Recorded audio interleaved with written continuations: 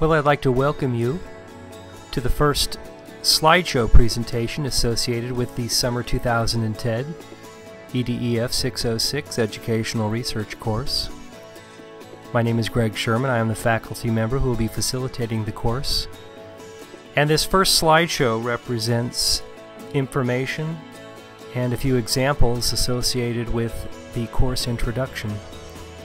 Specifically, I will be reviewing some of the important information presented in the course syllabus. And so if you have a copy of the course syllabus in front of you, that would be terrific. I will be referring to a few of the page numbers and elaborating a little bit on some of the information that's presented there.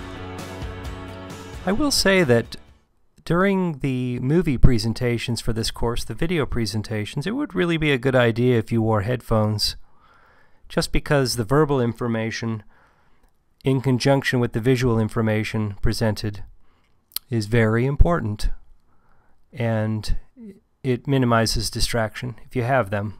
Anyway, I do recommend them. I'd like to begin the course by actually introducing myself a little bit. I know when I take a class, I'm always very interested in the background of the professor, especially since education courses, I think, are best facilitated by people who have a little bit of experience in the area that they are teaching. And I have a little bit of that. As I mentioned, my name is Greg Sherman. I earned my graduate degrees in education from Arizona State University. I have a doctorate in learning and instructional technology. I've been a faculty member at Radford University for about 6 or 7 years. But I do have some prior experience in many different environments.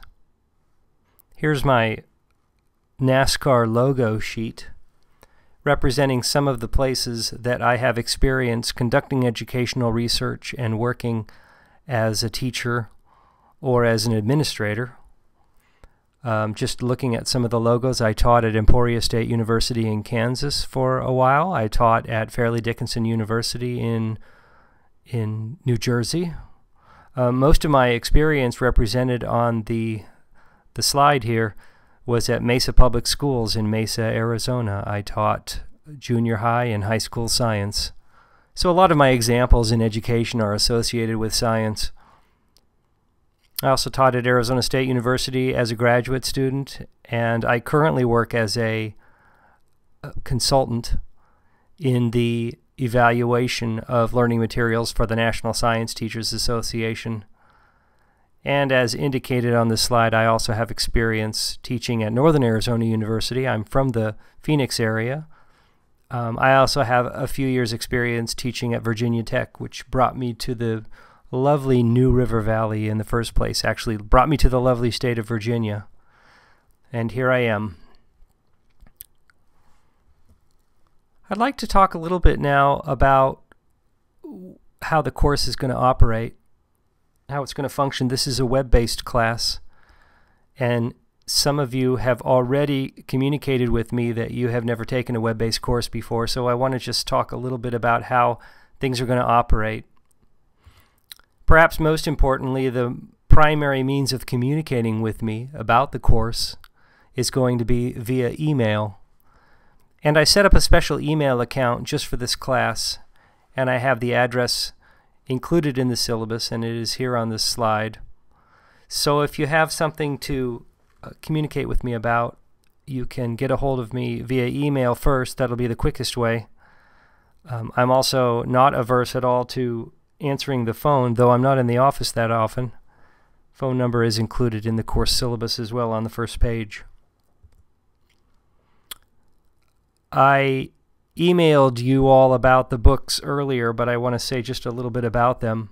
There are 3 books associated with this class. Only one of them do you absolutely need to purchase or get your hands on in terms of paying money. The first book, Why Don't Students Like School?, is a very compelling piece of work. It's only a couple of years old, written by a psychology professor at the University of Virginia, actually. And it presents a very interesting approach to the research behind learning styles and whether they're true or not. And we're going to be using learning styles as one of the main concepts or content-related ideas in the course research project. As I indicated in my earlier email about the course texts, you will only be reading 3 chapters out of this book, and it is available electronically through the Radford University Library. So this is not a book that you absolutely need, though I love it, and it's not that expensive. I don't agree with a good chunk of it, but that's one of the reasons why I like it so much. So we have that text. The other text associated with this book is the APA Publication Manual, the 6th edition. The reason why you need this book, or at least access to this book, is simply as a reference for writing and formatting your final project in here, which is going to be a research proposal. And as I indicated again in the email, it's not imperative that you actually own this publication manual, but it's not a bad idea to have as a graduate student, because most of the formal papers you do in your program will need to be formatted according to APA style. And again, it's not a very expensive book. It's less than $20, I believe, at Amazon or somewhere around that price. The book that this course is structured around in terms of information is the book How to Design and Evaluate Research in Education.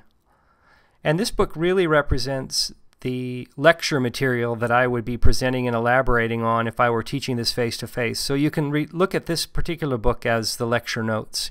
I will not be presenting any lecture notes actually for the course. All the information I'm going to be using about research is going to be included in this text. And as I indicated, you have access, or you have cheaper access online to this book as an electronic text, but you feel free to purchase a hard copy, obviously. Many people have asked me whether or not they can use earlier editions. This book has been around a while. I'm not sure which edition this is, but I do know that if you get an earlier edition, that would be fine as long as you match up the content that I present in the course objectives with the material in your particular book. I align everything in the course with the text that I put a link to in the email.